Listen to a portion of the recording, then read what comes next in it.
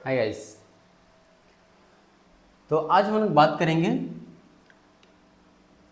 Web के बारे में। इसको बोलते हैं www. या वर्ल्ड वाइड वेब।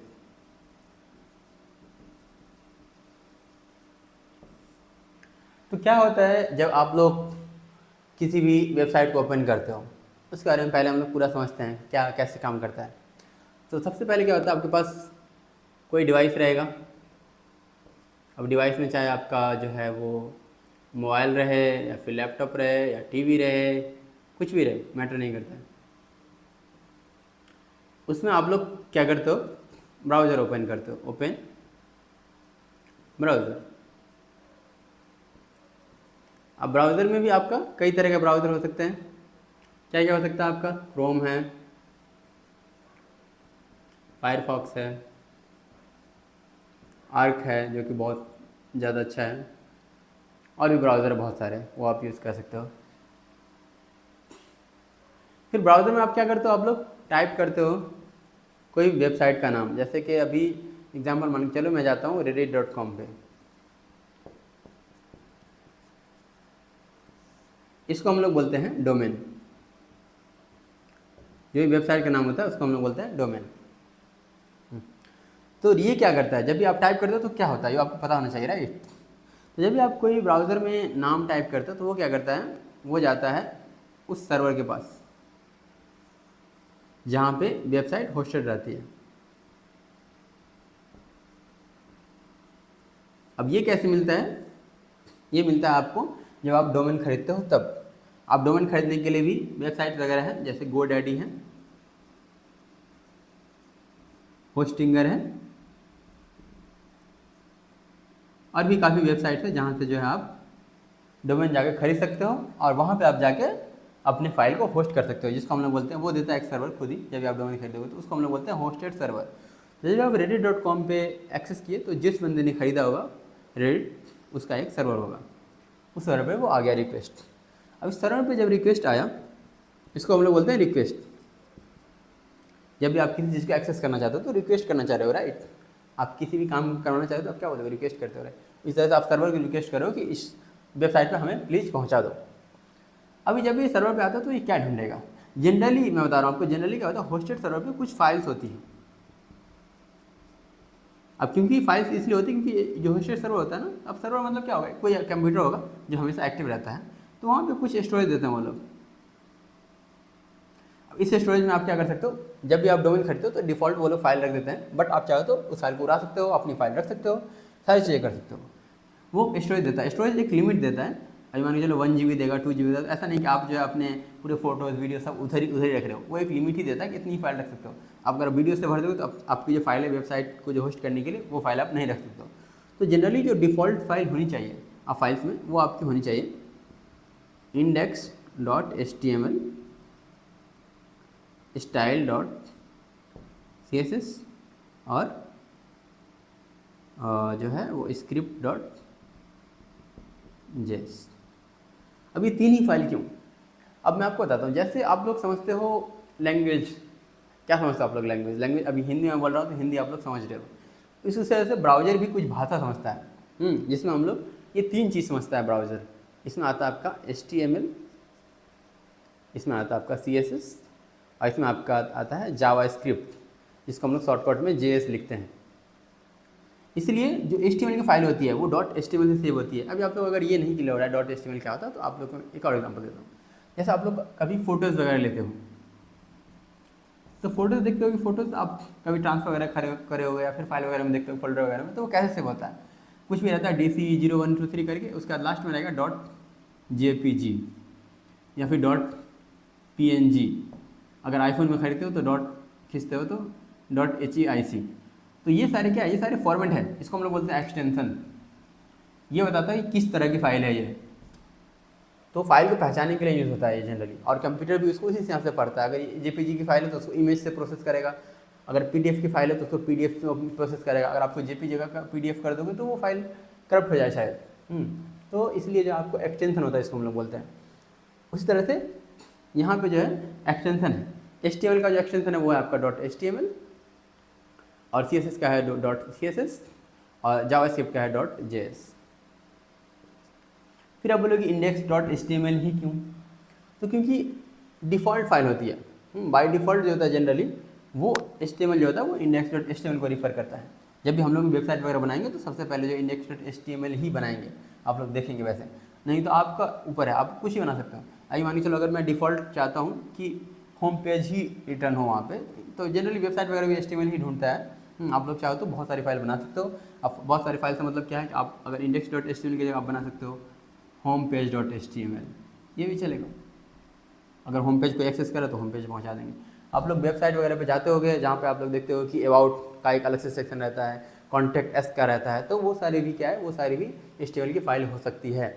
अभी तो बहुत सारे फ्रेमवर्क वगैरह आ गए तो वो फाइल नहीं हो सकती है, बट जनरली HTML की अगर हम बात करें तो हो सकती है क्या, contact.html जो बताएगा कॉन्टैक्ट इन्फॉर्मेशन के बारे में।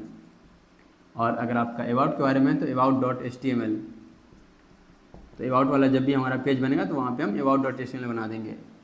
ये सारी क्या है, ये सारी HTML की फाइल है। उसी तरह से CSS की बहुत सारी फाइल हो सकती है। अगर मैं कुछ ऐसा CSS बना रहा हूँ जो सिर्फ और सिर्फ कॉन्टैक्ट के लिए रहे तो मैं बनाऊँगा contact.css या फिर about.css बना सकता हूँ। और आपको अगर पता नहीं अभी CSS क्या है तो CSS के बारे में बताता हूँ, आपको थोड़ा सा आइडिया देता हूँ आप लोग को, क्योंकि वैसे स्टार्ट करूँगा जब मैं तो बताऊँगा, बट फिर भी HTML जो होता है वो जनरली कंटेंट के लिए यूज़ होता है। तो जब भी आप वेबसाइट पे कुछ भी लिखा हुआ दिख रहे हो ना, और बटन दिख रहे हो, क्लिक दिख रहे हो, वो सारी चीज़ क्या है, कंटेंट है। CSS होता है स्टाइलिंग के लिए। स्टाइलिंग मतलब कि उस पर उसको मतलब क्या बोल रहे हैं उसको, सजना संवारना, वो सब समझो आप। जैसे कि लड़कियाँ लड़का क्या आता है, पाउडर वगैरह लगाता है जो अपने चेहरे पे, या फिर लड़के लोग भी जो क्रीम वगैरह लगाते हैं, तो वो सारी चीज़ क्या है कि अपने आप को थोड़ा सा इन्हांस कर रहा है, थोड़ा सा अलग दिखने का ट्राई कर रहा है। तो उसी लिए क्या उसको हम लोग बोलेंगे CSS। उसी तरह से यहाँ पे बटन वगैरह देखते हो वेबसाइट में, तो बटन क्या होगा, बटन लाल है, बटन पीला है, हरा है, ब्लू है, बड़ा है साइज़ में, छोटा है, तो ये सारी चीज़ क्या है, ये सारी चीज़ को हम लोग बोलेंगे स्टाइलिंग। उसके लिए यूज़ होता है हमारा CSS। और JS जो होता है, JS होता है जनरली आप समझो इवेंट के लिए। मैं आपको इसको आपको फिर से बताऊँगा मैं वैसे ये सारी चीज़ें, बट अभी के लिए आप जल्दी से समझ जाए। इवेंट के लिए जैसे क्या होगा कि बटन को क्लिक कर देंगे तो क्या हो जाएगा, उसी तरह से आप जो है जब लिंक को क्लिक करेंगे तो क्या होगा, 10 सेकंड के बाद ब्राउज़र पे जो जाएंगे तो दिखाना है कि सब्सक्राइब करो मेरे न्यूज़लेटर को। ये सारी चीज़, ये सब क्या होता है, ये सब इवेंट होता है, उसके लिए हम लोग यूज़ करते हैं JS। तो आप लोग को जो है ये सारी चीज़ें नहीं समझ आ रही है तो कोई बात नहीं है, उतना नहीं जाने की जरूरत है। आप लोग को अभी HTML ही जाने की जरूरत है। HTML जान जाओगे तो बाद में सब कुछ जाने जाओगे। तो डिफ़ॉल्ट जो फाइल है index.html, style.css, script.js, ये सारी फाइल जो मिनिमम मतलब रहनी चाहिए। बाकी अलग से कितनी फाइल है कोई इशू नहीं है। तो अब क्या होता है जब reddit.com एक्सेस करते हैं तो डिफ़ॉल्ट फाइल क्या होती है, index.html, राइट। तो इसको ये रिटर्न करता है index.html। तो इसको हम लोग बोलेंगे, जब ये रिटर्न करता है ना तो रिटर्न को हम लोग बोलते हैं रिस्पॉन्स। और इसके index.html के साथ हो सकता है ये style.css ही भेजे, तो एक ही फाइल में एक ही रिक्वेस्ट में जो वो तीनों फाइल को भेज रहा है। इसको एक सिंगल रिक्वेस्ट समझो, ऐसा नहीं कि 3 बना दिया मैंने तो 3 समझो। तो आप लोग समझ रहे हो कि जब भी एक ब्राउज़र ओपन करते हो, कोई भी डोमेन आप टाइप करते हो, तो वो डोमेन क्या करता है, वो डोमेन जाता है होस्टेड सर्वर पे जहाँ पे वो डोमेन होस्टेड रहता है, और यहाँ से बोलता है कि कौन सी फाइल मुझे देनी है, जल्दी बताओ मुझे। तो ये हो गया आपका वेबसाइट का फ्लो। अब असल में क्या होता है कि जो सर्वर होते हैं सबकी एक IP होती है, तो वो इतना ईजी नहीं है फाइंड आउट करना। और जो रिक्वेस्ट जाता है ना, वो रिक्वेस्ट एक्चुअली में यहाँ नहीं जाता है, रिक्वेस्ट के लिए होता है वो एक DNS प्रोवाइडर के पास जाता है, जिसको हम बोलते हैं DNS प्रोवाइडर। तो सारी जितनी भी दुनिया में जितनी भी मशीन है, जितनी भी कंप्यूटर है, वो सारी चीज़ कंप्यूटर सबका जो है एक यूनिक IP है। आप लोग देखोगे IPv4 होता है, IPv6 होता है। तो IPv4 IPv6 में क्या अंदर कभी अभी लगने लगा कि IPv4 जो डिज़ाइन है जो 4 डेसिमल पे, वो मैक्सिमम एक लिमिट तक, मान लो चलो बिलियन डिवाइसेस, कितना बिलियन वो हैंडल कर सकता है, 10 बिलियन 20 बिलियन, मुझे याद नहीं है कुछ भी, बट मान लो चलो एक लिमिट तक वो रेंज में संभाल सकता है IPv4। अब क्या होगा, उससे ज़्यादा यूज़र बढ़ गए। अभी मान के चलो अगर आप 100 यूज़र को ये IPv4 जो है हैंडल कर सकता है, अभी 100 यूज़र से ज़्यादा बढ़ रहे हैं, क्योंकि दुनिया में देख रहे हो मोबाइल बहुत तेज़ी से बढ़ रहा है, सब एक लोगों के पास बहुत ज़्यादा मोबाइल है। तो उस जितने मोबाइल बढ़ रहे हैं उतने नेटवर्क बढ़ रहे हैं, उतने नेटवर्क बढ़ रहे हैं उतने IP बढ़ रहे हैं। इसलिए जो IPv6 डिज़ाइन किया गया है कि और ज़्यादा रेंज को हम लोग स्टोर कर सकें, यूनिकली आइडेंटिफाई करते हैं कौन सा कंप्यूटर पे जाना है इसके लिए। अभी ये भी वैसे होल्ड पे है, इतना भी यूज़ नहीं आया अभी, बट ये आएगा टाइम होने पे, जब ये क्रैश हो जाएगा तो ये आएगा। तो आप समझो कि जब ये reddit.com होता है ना, तो ये reddit.com आपका डायरेक्टली यहाँ सर्वर पर जाता है, ये जाता है क्योंकि ये नेम है ना, ये नेम नहीं जानता है, ये जानता है सिर्फ IP। तो ये जाता है DNS के पास कि भाई इस नेम का जो है वो कौन सा IP है, तो ये DNS बताता है कि इस मशीन पे जाओ, तो ये बताता है इसको IP। यहाँ पे IP की मैपिंग होती है पूरी।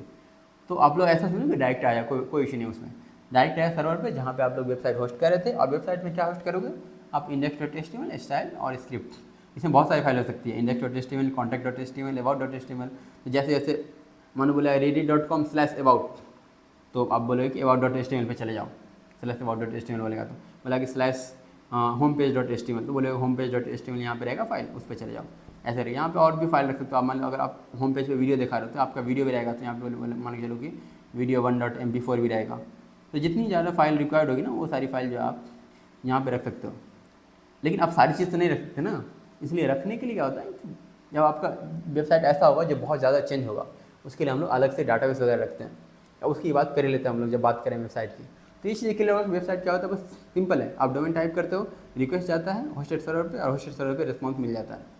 जो भी फाइल है, तीनों फाइल उठा के दे देता है, और तीनों फाइल उठा के ये जो ब्राउज़र है वो रेंडर कर पाता है। इसलिए रेंडर कर पाता है क्योंकि ये जो है इस लैंग्वेज को समझता है। तो बस इस तीनों को अगर आप ब्राउज़र को डायरेक्टली भेज दोगे ना कि .pdf भेज देता हूँ मैं डायरेक्टली, नहीं समझ पाएगा ये, कुछ नहीं समझ पाएगा, क्योंकि ये PDF जानता ही नहीं। ये जो है वो 3 चीज़ें जानता है।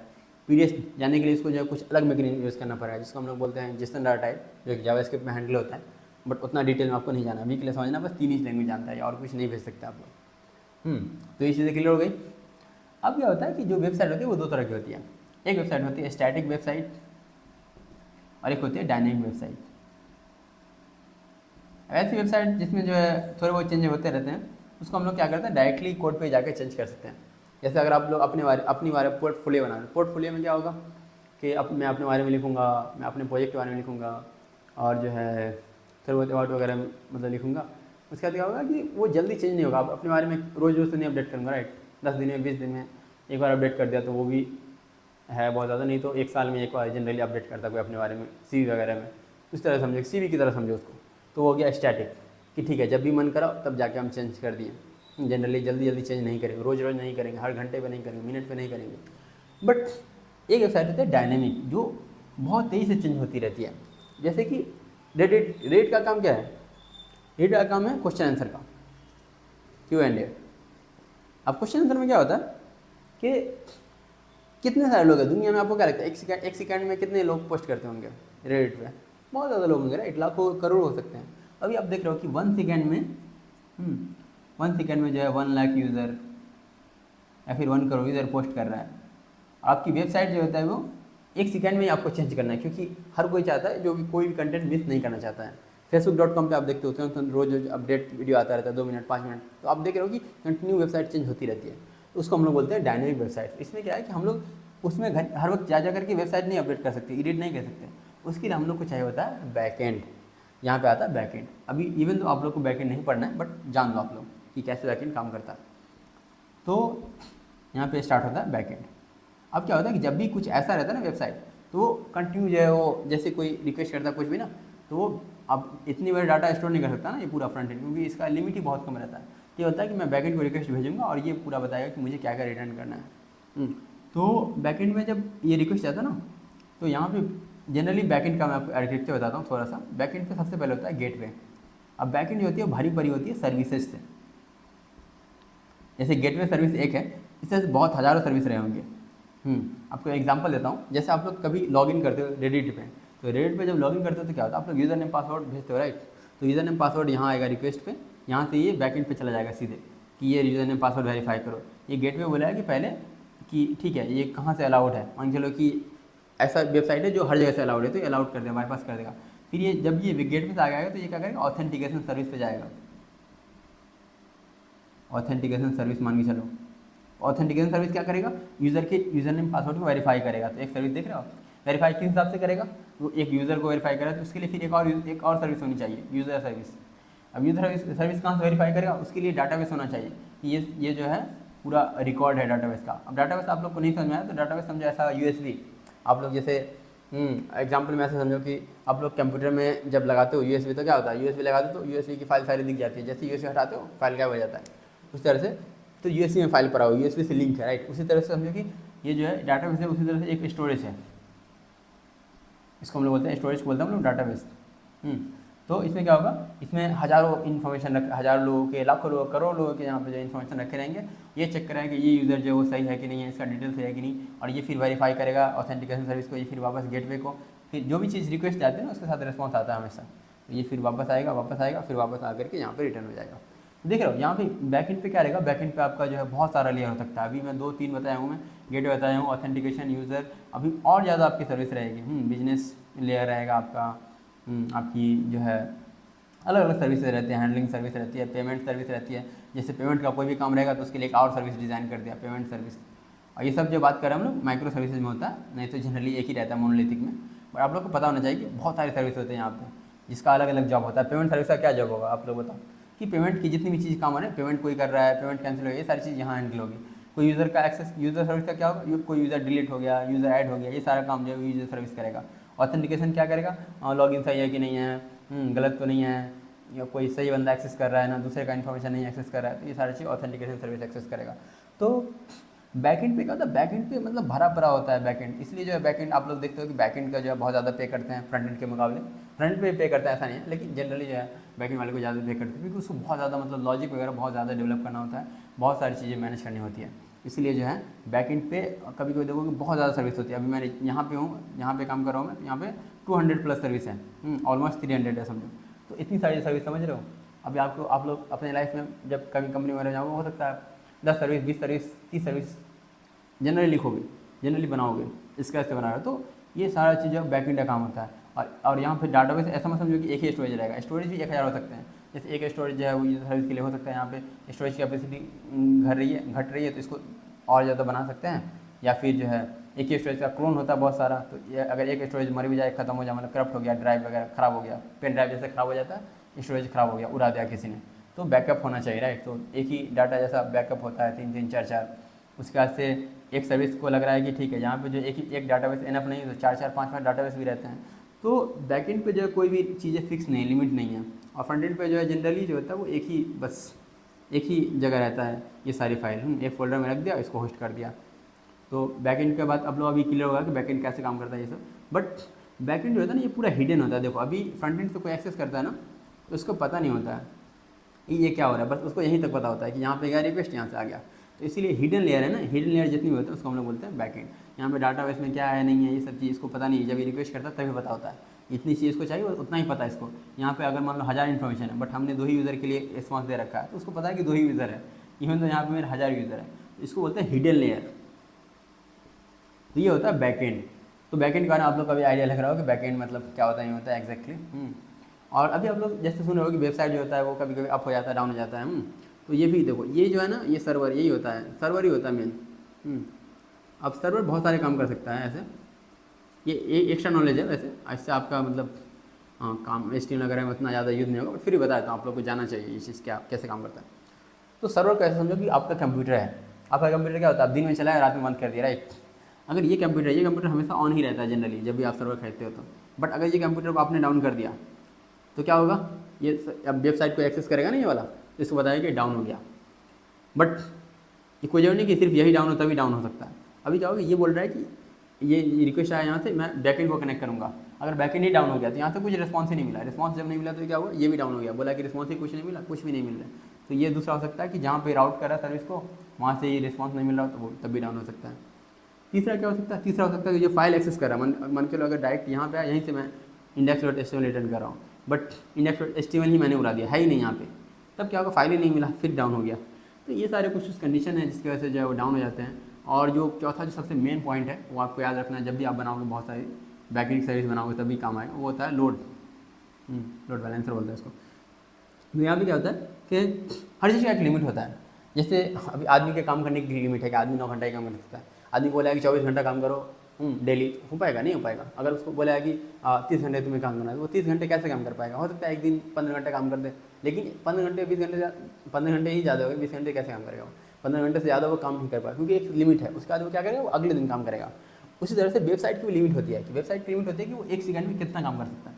बोला कि 1 सेकंड में हम 10 यूज़र को ही सर्व कर पाएंगे, इसको बोलते हैं हम रिक्वेस्ट।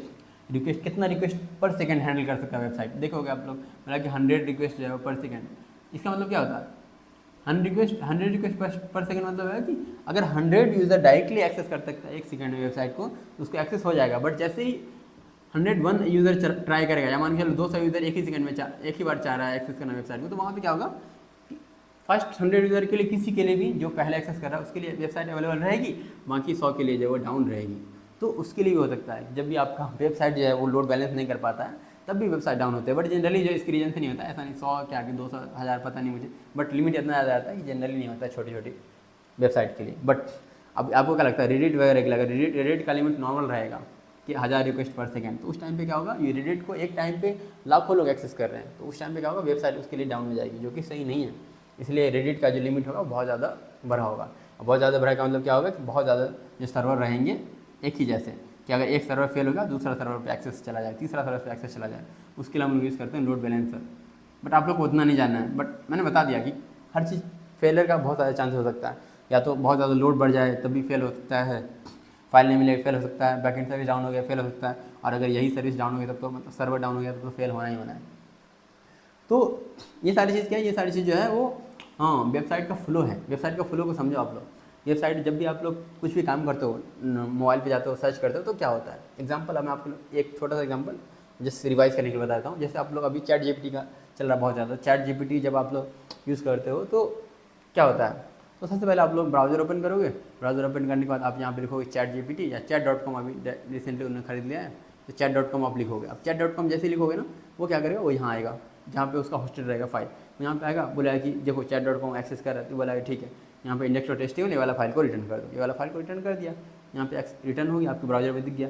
बोला कि यहाँ पे कुछ क्वेश्चन पूछ रहा है, क्वेश्चन पूछ रहा है तो क्वेश्चन के लिए तो यहाँ पे नहीं रहेगा राइट, क्योंकि क्वेश्चन तो चेंज हो सकता है, उसके लिए कोई फिक्स वैल्यू नहीं है।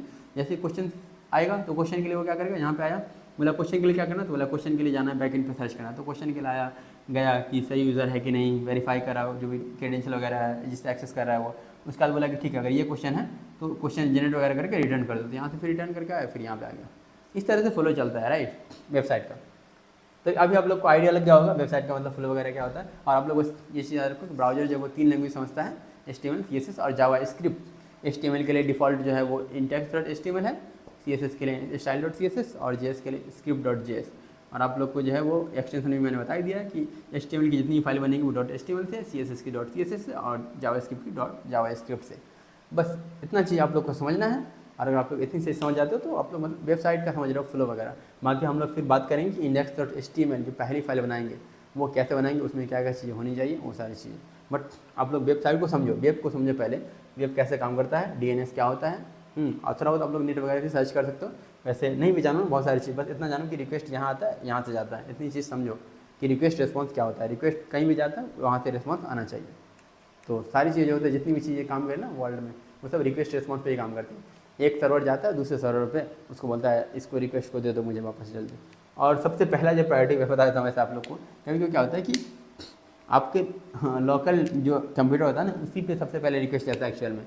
यहाँ पे reddit.com एक्सेस करते हो ना, तो reddit.com यहाँ आने से पहले ना पहले लोकल पे ही दिखता है वो, कि लोकल पे नहीं तो एक्सेस तो नहीं है ये वेबसाइट, तो लोकल पे नहीं तो वो चला जाएगा सीधे। उसके लिए अगर आप लोग देखो जैसे 127.0.0.1 ये वाला जो IP होता है, ये IP होता है वो लोकल का होता है। यहाँ पर अगर कुछ भी लोकल पे होस्ट करोगे ना तो वो डायरेक्टली इधर ही चला जाएगा। अगर आप लोग डोमेन देते हो ऐसा कि myapp.test.com यहाँ जाएगा तो पहले आपका लोकल को ही प्रीफर करेगा वो। आपको उतना नहीं समझा लोकल वगैरह के बारे में तो कोई बात नहीं, बट आप लोकल पे डायरेक्टली होस्ट कर सकते हो डोमेन को। तो उससे क्या होगा कि वो जैसे ही कोई रिक्वेस्ट आएगा तो आपको, क्योंकि वो आप ही लैपटॉप को सबसे पहले दिखेगा राइट, आपके लैपटॉप पे रहेगा तो सबसे पहले वो इधर ही चला जाएगा, कहीं और जाएगा ही नहीं वो। अगर आपके लैपटॉप पे नहीं है तभी वो कहीं और ढूंढेगा, पूरे वर्ल्ड पे ढूंढेगा वो। बट अगर आपके लैपटॉप पे ही मिल जाएगा पहले कुछ, तो सबसे पहले वो लैपटॉप पे ही ढूंढ के आपको रिस्पॉन्स दे देगा। उसी तरह से रिडायरेक्शन भी होता है। और भी आपको थोड़ा बहुत बताता हूँ। ऐसा होता क्या है, अगर आप नेटवर्क पे हो ना तो नेटवर्क पे देखते हो हैक वगैरह कर लेते हैं, तो वो कैसे कर लेते हैं बताता हूँ आपको। होता क्या है कि जब भी आप कोई वेबसाइट एक्सेस कर सकते हो, मान लो ready.com है, तो वो क्या होता है नेटवर्क पे सबसे पहले वो आपके लोकल पे ढूंढेगा। तो लोकल मतलब नेटवर्क, जिस भी नेटवर्क पे हो आप, अगर आप मान लो कि चलो कोई वाईफाई पे हो तो वाईफाई पे ढूंढेगा वो। अब वाईफाई वाला क्या करता है कि बोलता है कि जो भी ready.com का रिक्वेस्ट आ रहा है ना उसको ओरिजिनल इस सर्वर पे नहीं जाने दो, और उसको क्या करो तुम दूसरे जगह राउट कर दो। मान के चलो कि मैं अपने पीसी पे राउट कर दिया, अपना सर्वर पे राउट कर दिया जो कि मेरा आप है। अब क्या होगा, जो भी रिक्वेस्ट है ready.com का वो यहाँ आ गया, और यहाँ से मैं जो भी फाइल रिटर्न करूँगा, मान लो कि चलो मैं index.html पूरा रेडिट का क्लोन बना रखा हूँ, तो उसको index.html जो है वो यहाँ से रिटर्न मिलेगा। और मैंने जब वो यहाँ पे यूज़र नेम पासवर्ड इंटर करेगा तो उसको लगेगा कि मैं यहाँ इंटर कर रहा हूँ, बट एक्चुअल में वो कहाँ इंटर करेगा, यहाँ जैसे इंटर करेगा तो यहाँ पे क्या होगा, मेरे पास जो है अगर मैं चाहूँगा उसका डाटा चुराना तो ये चुरा सकता हूँ, जो कि मैं ऑलरेडी मतलब कर चुका हूँ ये सारी चीज़ें, इसलिए मैं आपको बता रहा हूँ। तो होता क्या है कि आप रीडायरेक्ट कर सकते हो, आईपी को जो है रीडायरेक्ट कर सकते हो डायरेक्टली, तो रीडायरेक्ट।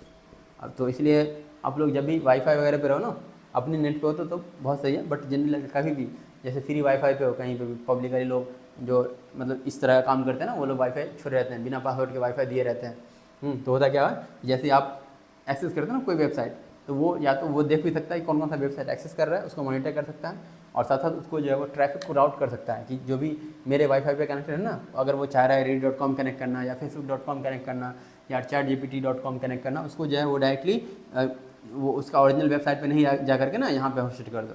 तो यहाँ पे होस्ट कर दो तो आपको लगेगा कि अरे मैं एक्चुअल वेबसाइट पे इंटर कर रहा हूँ, बट वो क्लोन रहता है।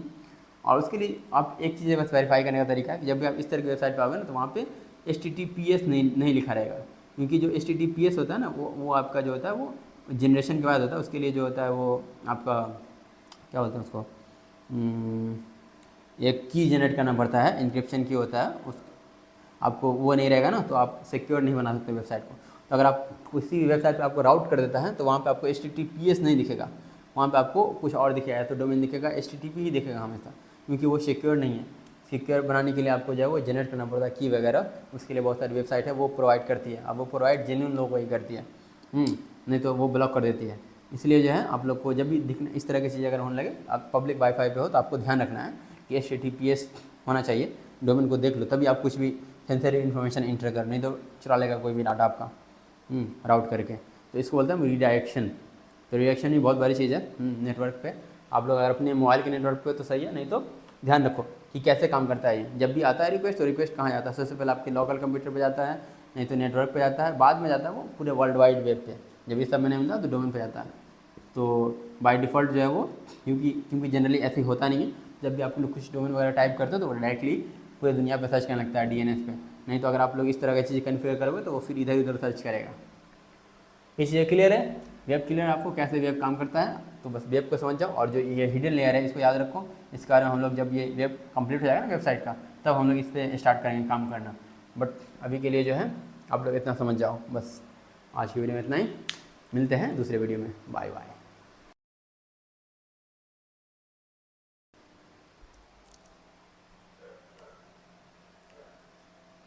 Hi guys.